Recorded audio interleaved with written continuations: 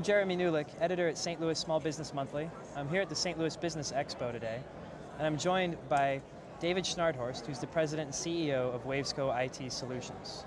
Hi, David. Thanks for coming out to the expo today. Thanks, Jeremy. I appreciate it. Sure. Are you guys enjoying the show and everything? We've been having a good time. There's a lot of good people out here today, and I think everybody's having a lot of fun. I noticed happy hour is starting to open up, and people are starting to, kick back a little bit and relax. Yeah, not just a creative name. They actually do get a little happier. They do. Right. They do. Exactly. So tell me a little bit about WavesCo, when you guys started up, and what it's all about. What do you guys do? Well, WavesCo has been around for 11 years now. We were started in September of 2000, and what we do is we work with small and mid-sized companies throughout St. Louis, throughout Missouri, Illinois area, and we try to work with the business owners or the C-level individuals at a company. Our goal with that is that we learn more about their business plan, their business model for the coming, say, 3, 5, 10 years down the road. And then we take the approach that after we've learned what their business goals are, we want to turn around and inject the technology solutions behind that. Interesting. So you see yourselves as business people that happen to just use technology as more of a platform or a canvas or something like that? Exactly. We use technology to help them reach their goals. Mm-hmm. Sometimes it's as simple as you go through the environment and you discover that it's as simple as putting in a few desktop PCs and a server and everybody shares some data. But sometimes it's more complicated than that, mm-hmm. and it's getting into, well, based on your processes, maybe you need to get something a little bit more customized for your business. You do some things that are unique.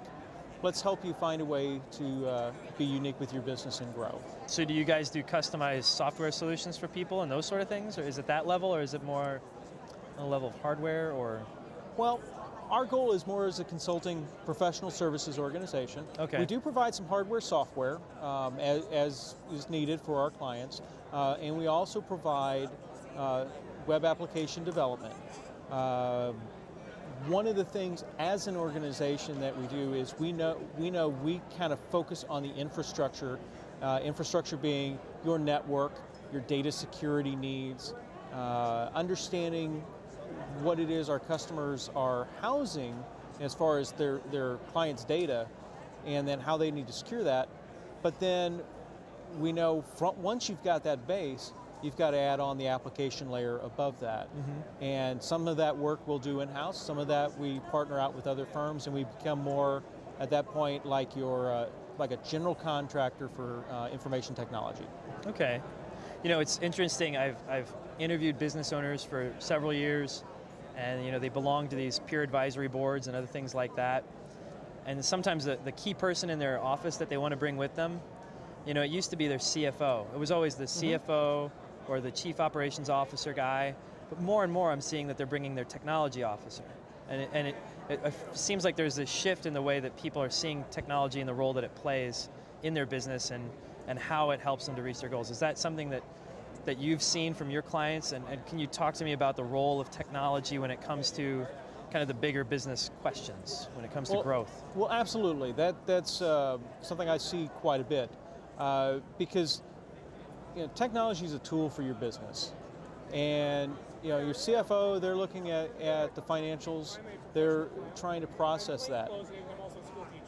The CIO is going to be in there looking at providing that platform that allows everybody to do their job. Mm-hmm. They should be working very closely with the financial officers, the CEOs of the organizations to manage this through a good budget, and so that they're not injuring the organization, but they want to get the best bang for the buck. Sure. What are some of the biggest mistakes you see business owners make when it comes to their technology? Oh, there's a whole lot of... It was a telling Yeah. There's a whole lot of things that I've seen in the past. Sometimes it's just real inefficient use of it.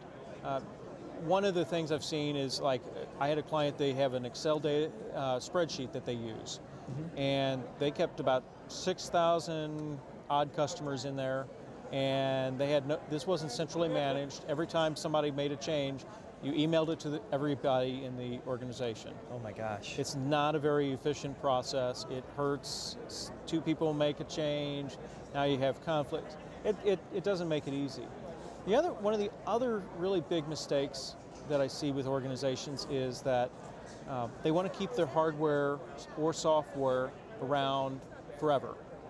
A couple of instances that I could give you is a company who they buy, the simple instance even, is you buy a desktop PC. You know, in 4 or 5 years, you need to be considering that you're going to replace that PC. Mm-hmm. Either it's going to break, or the technology is just going to be outdated and it's time to move on.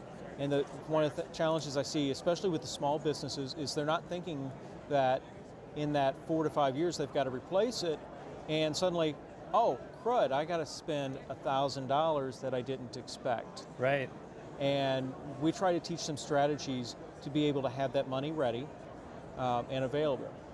Another big mistake is dealing maybe on the server technologies. I had a client of mine wrote an application in 1991. In 2004, they stopped using it finally.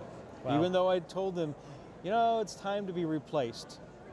The reason they stopped using it, while it was a great piece of software and it worked for them, the hardware finally just died. Just finally gave up. No way to replace it, and it really hurt their business. Mm-hmm. And especially in those critical applications, you have to think ahead and be ready to replace it and be ready to fund it. Well, if there's a business owner out there and he doesn't want to make these kind of mistakes you're talking about, how can he get a hold of WavesCo? Tell us how to get a hold of you. Well, there's several ways. Our website is a quick, easy way. You can go to wavesco.com, or you can give us a call. You can call our toll-free number is 800-750-4880. Okay. Well, again, David, thanks so much for coming out today. I appreciate it, Jeremy. Yeah. Thank you very much for having us out.